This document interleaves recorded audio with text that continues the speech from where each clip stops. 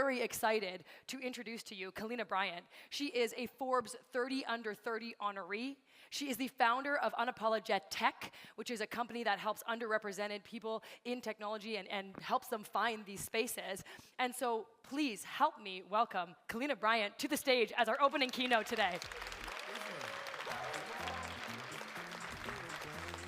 Good morning, good morning. How is everyone? Thumbs up. I heard you guys were partying last night. I couldn't make it, but I'm jealous. All right, well, like she said, my name is Kalina Bryant. I'm here to really highlight my mission and really showcase to you what my journey has been like in the last 10 years in tech, believe it or not. So, funny theme, the psychology of connection.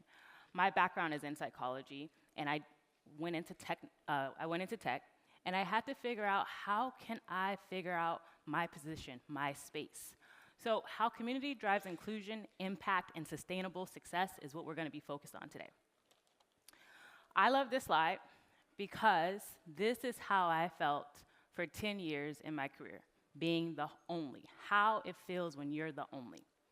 You guys have probably all experienced this in the tech industry, regardless of your background. This is not a good feeling. So from Marketo to the Asanas and beyond, I always ask myself, how can I find my belongings? How can I thrive? When I think about this, we as humans want to connect. We are wired to come together. When I think about these three core values, it is trust, empathy, validation. Now, it took me some time to really think about this in tech. I thought about walking away from tech. I thought about going into different environments. But if we leave, no one actually solves the problem. So I'm committed to making sure that there's inclusion in these spaces. So when we think about our core values, we have to think about how are we giving out empathy? How are we providing space for people to feel like they can trust you? How can we give validation? Well, that's a challenge. So why we need more inclusion in tech? These are stats, obviously, because I'm a black woman, so half of the time I'm in a room, and I'm the only one, and I'm trying to figure out how can we change this? How can we bring everyone together? Well, you need data. Data goes a long way when you want to make change. So when I look at these stats, right now we currently still only have 2.2% of tech workers that are black women, despite having high education rates than their peers. When we think about the barriers, even when you're the person at the table, regardless if you're a black woman, a person of color, it is still very challenging to have a voice, to make change. But the need for change is present and more than ever. In order to drive innovation in tech, we must be open to diversity. We must be open to inclusion. This leads me to feeling safe. When we think about our Maslow factor, if we hit each one of these segments, we have ability to truly thrive and engage. But in order to get to that place, you have to get to a mindset where you have the business mindset and you have the impact mindset. I want to stay on this slide for a little while. So when you're thinking about cultivating a community, in order to be seen in the tech industry, you have to figure out how you're going to drive sustainable growth. Regardless if you're the head of customer marketing, regardless if you're the marketing manager, regardless if you're the sales representative, numbers don't lie. So you have to turn this mindset of, I am a business leader. I hold a number. Regardless if you're in HR, regardless if you're in marketing or in sales, you have ROI to present to a company. When you can present ROI and actually justify why your programs are successful, the gates open. And so, in order to do that, you have to think about what is your niche? What type of business do you want to showcase to this company? How can individuals know your name? All the way from the CEO to the chief revenue officer. You have to figure out what type of program you're going to be known for. The wonderful thing about community is everyone needs it right now. We live in a world where community is the most impactful, all the way from being online to being in person. Obviously, gathering here today, this is a community. Once you get to a community mindset, then you can actually drive impact. But in order to get to that business mindset, you have to figure out what is that niche. Personally, for me, my niche was bringing a community of executives together, which I'm going to dive into on the next slide. But at every organization I've been in, originally it was, hey, build customer marketing, build a newsletter, build a community for us, build a case study. I looked at how can I be in a room with the CEO, the chief revenue officer, the chief marketing officer, and how can you know little old Kalina? The one program that allowed me to do that was creating customer advisory boards. At every organization, all the way from pitching a customer advisory board to actually building it from scratch to actually seeing it come to fruition. When we think about your customer advisory board, this is the niche that I think we should all focus on. When you understand relationships, when you understand loyalty, and when you understand how to find success in a business, you think about your customers. So why not focus on the top strategic 10 customers at an organization and figure out how to get them to be advocates for that company? Now, at every organization, when I said we need a customer advisory board, they think that we're crazy. They think, hey, we're not going to be able to get the highest paid customer to join us for our all-day product roadmap session, Kalina. But when we brand this, we are all community folks in this room. So we understand that if you want to be a part of community, you ask yourself, well, why would I join this? Who would I be identified as? So in this customer advisory board, it is an elite, invite-only invitation for select members to come on and actually highlight the success of a company, to have a voice. Now, for me, about 5-10 years ago, I didn't understand the success in this. I just thought, hey, if I build this community, you will see me, and therefore I won't be the only person. I will have a community. But when we think about building strategic communities and we're finding our niche, this personally is something that gets you a seat at the table. Now, after this event, you actually will get the blueprint of my advisory board building. But why do I tell you guys this? When we think about community and the psychology behind it, we want to understand why would people come together? They want to build relationships. And from an organization perspective, they want to grow. They want to see sustainable growth. They want to see upsells. They want to see expansions. And for the community members out there, regardless if you're a customer marketer, you're a community evangelist, you have the ability to showcase you've had X amount of revenue in a room that is happy with us. They are the decision makers. Therefore, your CEO is going to say, how did you do this? This is the community that we want. We want more communities like this. We want all of our customers to be engaged with you. Now, that's the business mindset, figuring out how to make a company tick and drive revenue. If we can get to a place in this area to where our communities drive growth, then we can make it to our impact initiatives. Now, when I think about things, why inclusion is the key to long-term business growth. We've talked about the customer advisory board, but long-term, you grow and you see sustainable growth within an organization when employees feel like they belong, when customers feel like they have a voice. That's sustainable growth. But what's the ROI of inclusion? Building resilient and innovative organizations takes a special key of things to put together. So when you think about it, you have inclusive teams, you have building loyalty, you have long-term impact. But within all of that, those are really resilient communities. If you're at an organization for 6 months and you don't have a voice, you don't have individuals that you can connect with, you don't have anyone that gives you feedback, you don't feel like you have an opportunity to drive impact and grow, how long are you going to stay at that organization? Not very long. If you are a customer and you feel like everything that you show to your customer success manager and they don't actually solve that problem, they make your life harder, how long are you going to stay a customer? Not very long. So when you think about the ROI of inclusion, we have to be open to diverse perspectives, we have to be open to feedback, and we have to be open to making sure that we create a trusting, safe environment. When we do that, that's when organizations are going to see ROI.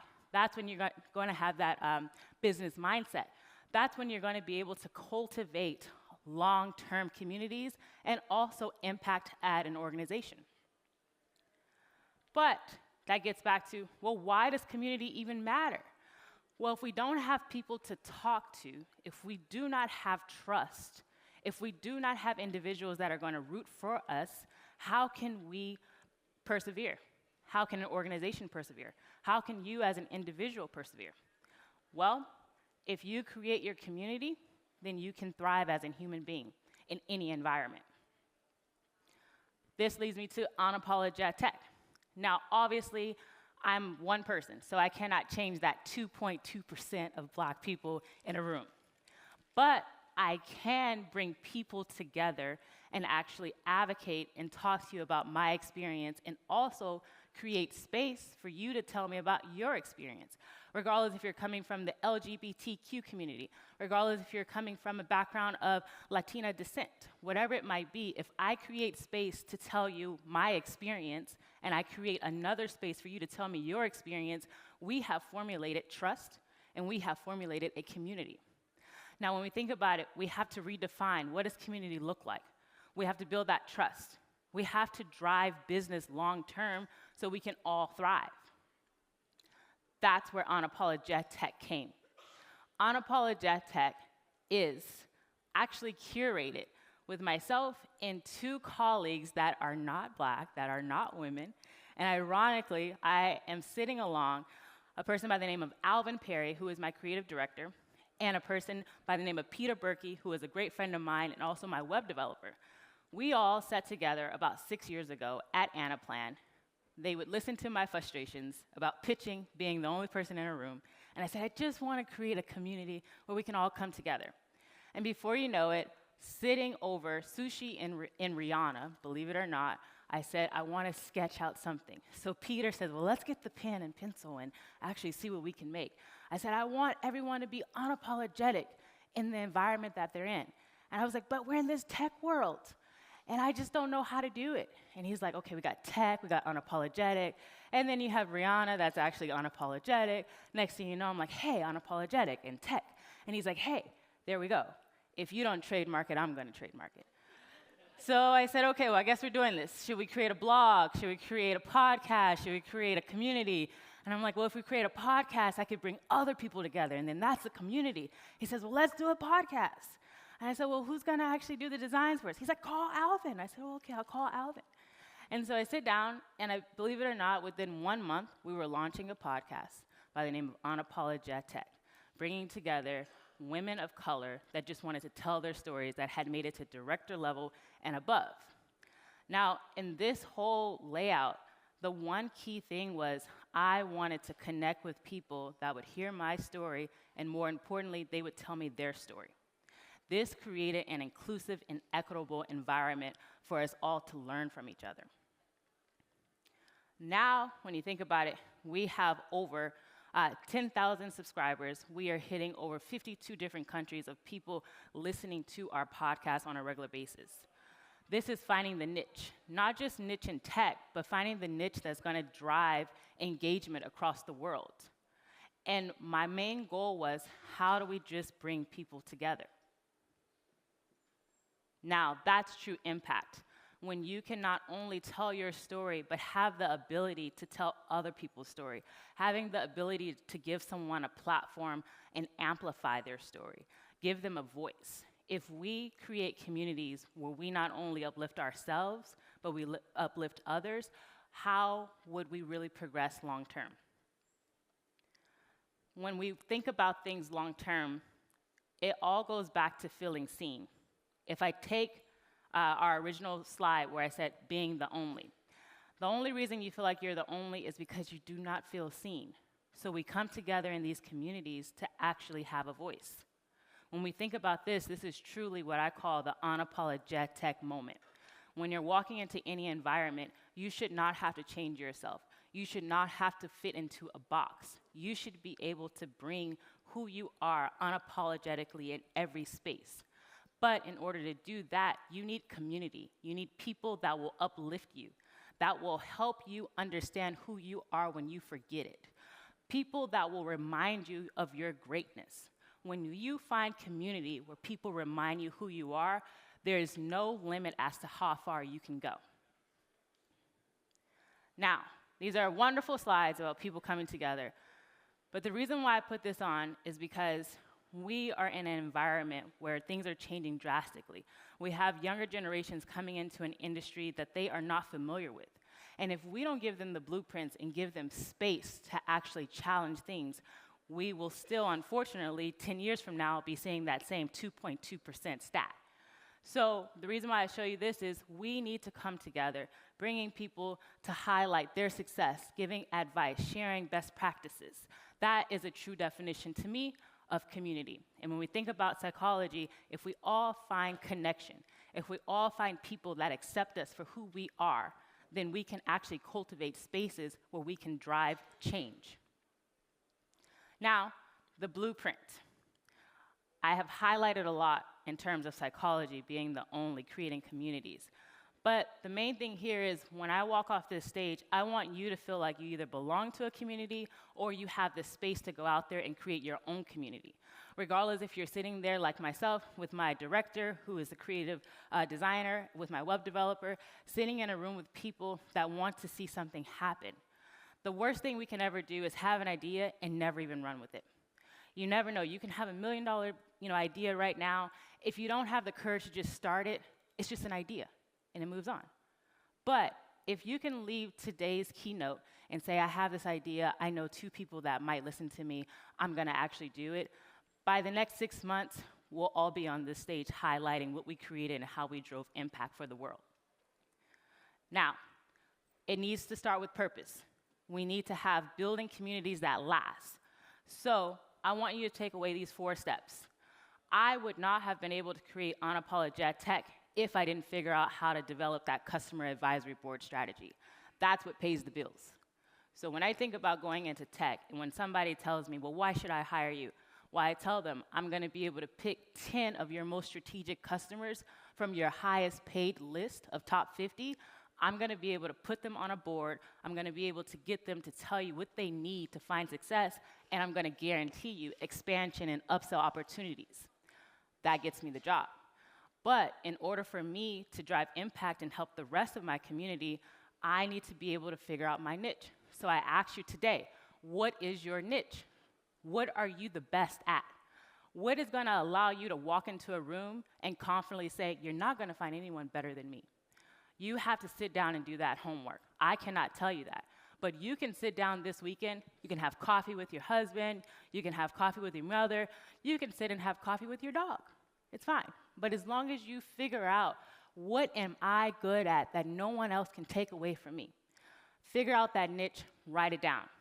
When you define that, you then can build missions around your success in your niche. From there, you can also define your values. Step 2, creating a structure that encourages engagement. So everything that I do, I think about, if I find success, how can I give someone else success?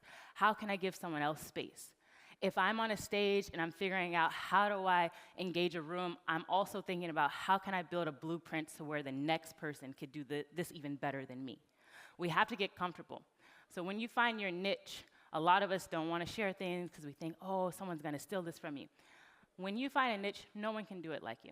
And if they do, great, but it's never going to be like yours. When we get to that place, you then can share it with everyone. You can get to a place where you want to help and you want to provide access. Number 3, integrating those resources. When you feel comfortable, you can build courses. You can share blueprints, such as the Customer Advisory Board. I'm giving you my entire blueprint after this for free.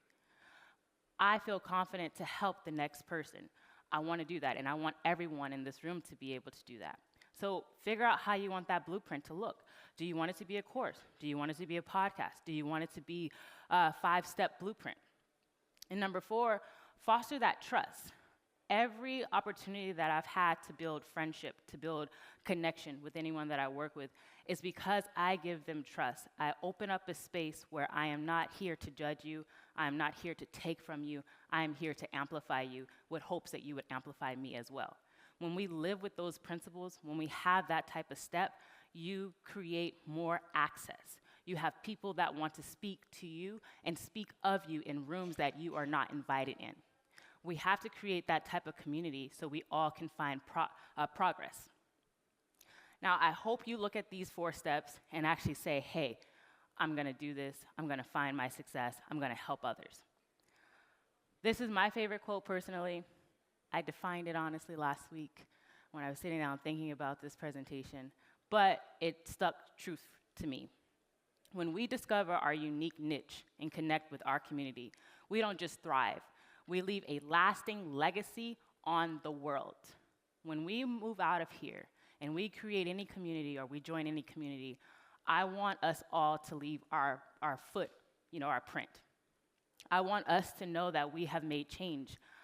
Working in the tech industry, sometimes I ask myself all the time, is this just a job?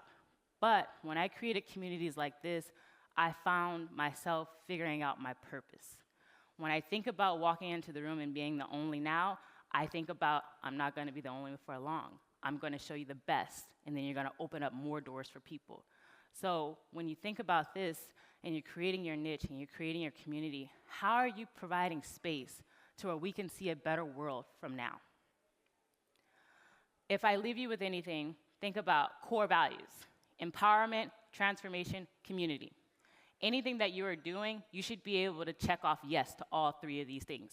Are you empowering someone? Are you providing transformation? Are you providing a sense of community?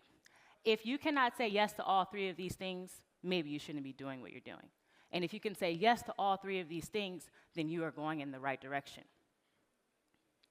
So, how you can create impactful communities? Join the movement.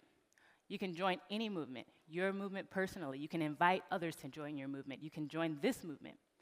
But make sure you stand for something. If you do not stand for something, you don't find joy in anything. So stand for something, find a movement. Build inclusive spaces. Whatever that means to you, just make sure the person that's walking into the room and they see you, they feel welcomed. It is our duty to create inclusivity. It is not going to be defined for us, and it's not going to be just built automatically. We have to be the people to do that. Be the change. If you look in the mirror and you feel like you are helping someone, you are going in the right direction. But if you're in the mirror just saying that you're helping yourself, that's not doing anyone any good. We need to be a part of the change. We need to be the people that we want to see others follow through with. With that, I want to say thank you. I appreciate you, and I hope that you find your space. I hope you find your niche, and I hope you continue to create communities that not just last, but they drive true change for everyone. Thank you.